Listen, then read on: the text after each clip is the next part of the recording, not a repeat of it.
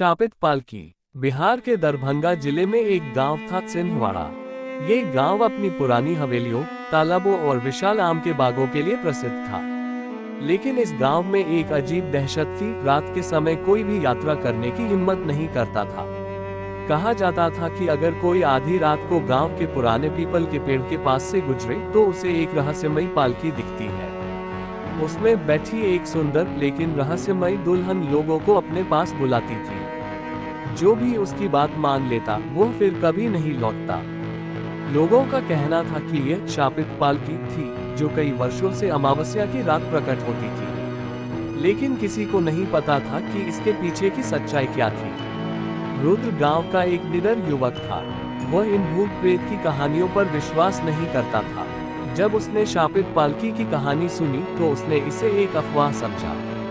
एक दिन उसने अपने दोस्तों से कहा, अगर सच में कोई पालकी है तो मैं उसे देखना चाहता हूँ। गांव के बुजुर्गों ने उसे बहुत समझाया लेकिन वह नहीं माना। उसने ठान लिया कि अगली अमावस्या की रात वह खुद जाकर सच्चाई का पता लगाएगा। अगली अमावस्या को रुद्र अपने दोस्तों संदीप और मोहन के साथ गांव के पुराने पीपल के पेड़ के पास पहुंचा।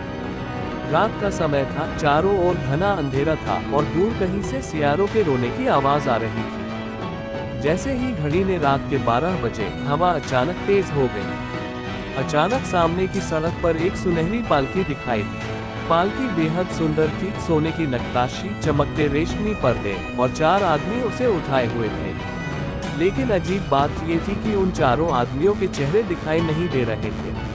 रुद्र ने हिम्मत जुटाई और धीरे धीरे पालकी के पास पहुंचा।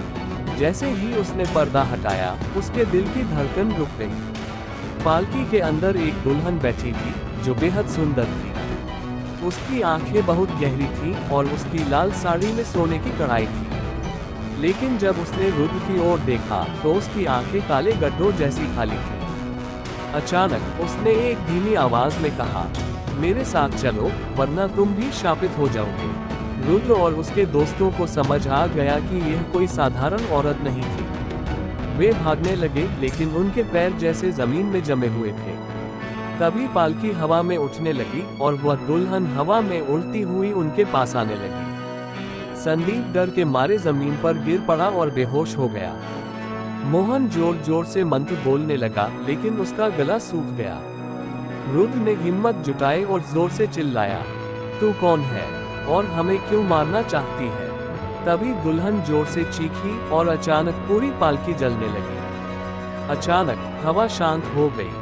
दुल्हन की जगह अब एक कंकाल पड़ा हुआ था। तभी एक रहस्यमयी आवाज गूंजी, मुझे इंसाफ चाहिए। रुद्र और मोहन ने चारों ओर देखा लेकिन कोई नहीं था।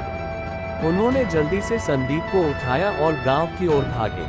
अगले दिन वे गांव के सबसे बुजुर्ग व्यक्ति पंडित रामदीन के पास गए।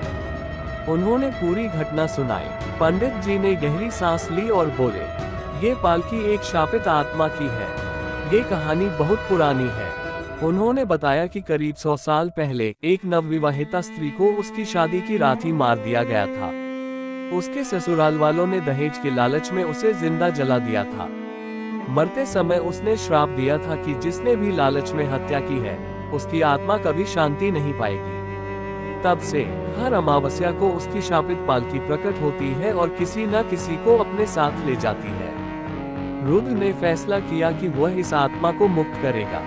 उन्होंने गांव के मंदिर में एक विशेष हवन कराया और आत्मा की शांति के लिए पूजा की। जैसे ही हवन पूरा हुआ, गांव के लोगों ने देखा कि पालकी धीरे धीरे गायब हो गई। अब गांव में अमावस्या की रात भी कोई डर नहीं था। लेकिन कुछ लोग कहते हैं कि आज भी अगर कोई रात के समय वहां से गुजरे तो उसे हवा में पालकी के चलने की आवाज सुनाई देती है।